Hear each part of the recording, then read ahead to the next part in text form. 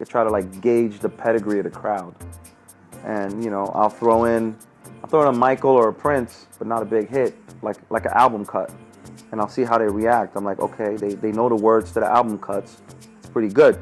Maybe I'll go a little deeper. Some Jocelyn Brown. I'm like, oh word, they know like early 80s disco classics. This is pretty good.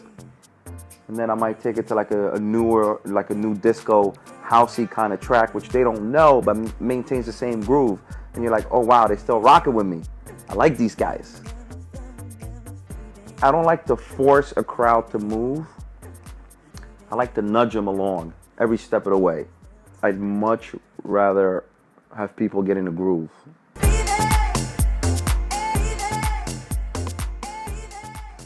My name is Mohammed Hamad, professionally known as DJ Moma.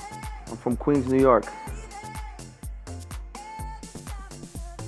I guess I was always a music fiend.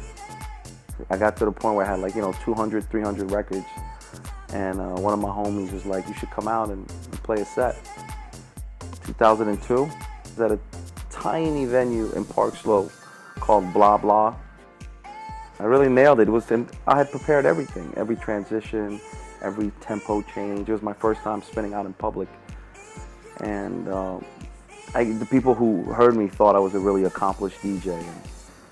And I got a gig, like a residency on the back of my first gig, which was amazing, but I certainly wasn't prepared for a residency.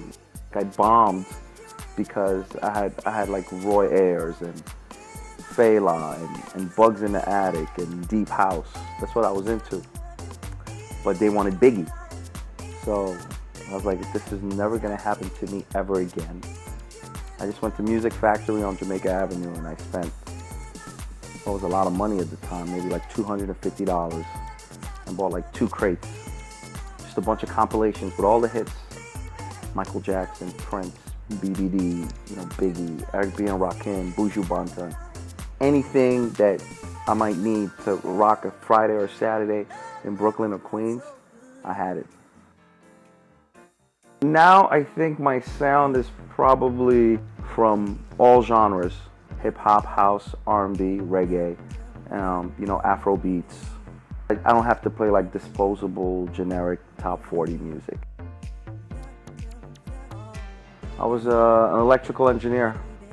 If I was working during the day and I had a gig at night, you only had about a 2-hour turnaround time to come home, get out of your suit, go through new music, and then put on like some cool downtown attire and hit the streets again, because you don't want to be that guy DJing in a suit. For me, the suit reminded me of my day job, so I would just put on some sweatpants, some shorts, a long tee, throw on my chain, my falling whistles, hop on my bike, and go to the gig, you know what I mean? And that was just like a different me. It happened midway through last year, so middle of 2014. I realized the job was taken away from my personal enjoyment of life. I was like, this thing is actually eating away at me. But I looked at it and I was like, wow, I have a way out. I have an escape. And I think that's the thing that most people don't have.